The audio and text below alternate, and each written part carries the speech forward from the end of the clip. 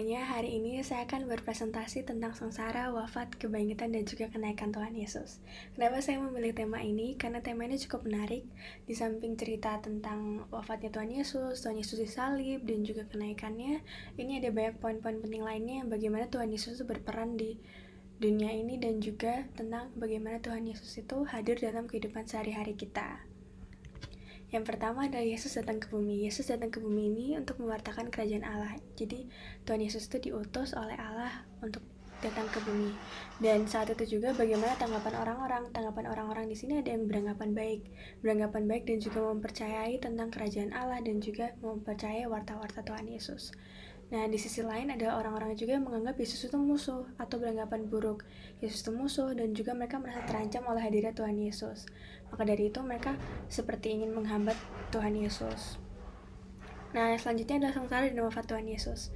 Cerita ini ada di 4 Injil di dalam kitab suci, yaitu Matius, Markus, Lukas, dan juga Yohanes. Nah, kenapa sih Tuhan Yesus itu sengsara dan wafat Tuhan Yesus itu karena tanda kasih Allah.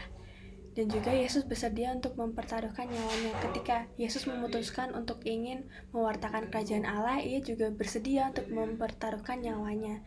Bahkan ketika dia sudah mewartakan kerajaan Allah, dia harus mempertaruhkan nyawanya dengan disalib.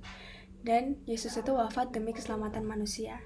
Dalam Injil Yohanes bab 3 ayat 16 dikatakan bahwa karena begitu besar kasih Allah akan dunia ini sehingga ia telah mengaruniakan anaknya yang tunggal supaya setiap orang yang percaya kepadanya tidak binasa melainkan memperoleh hidup yang kekal. Jadi kehadiran Tuhan Yesus dan juga sengsara dan wafat Tuhan Yesus itu adalah tanda kasih dari Allah untuk kita umat manusia. Selanjutnya ada kebangkitan dan juga kenaikan Yesus di surga.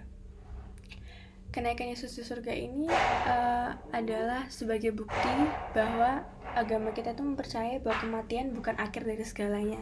Bahkan setelah kematian kita tuh hidup bersama dengan Bapa di surga.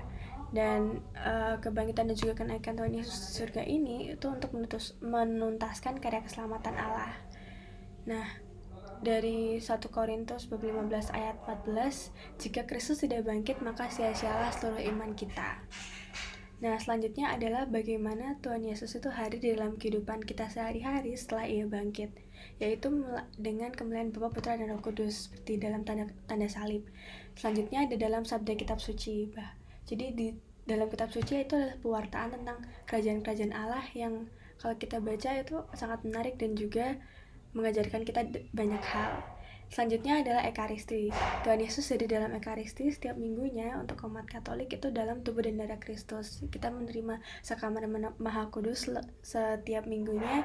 Itu kita menerima tubuh dan darah Kristus untuk menguatkan iman kita. Selanjutnya adalah dengan sakramen. Dan yang terakhir melalui dengan pemimpin-pemimpin gereja seperti Romo dan lain-lainnya. Terima kasih.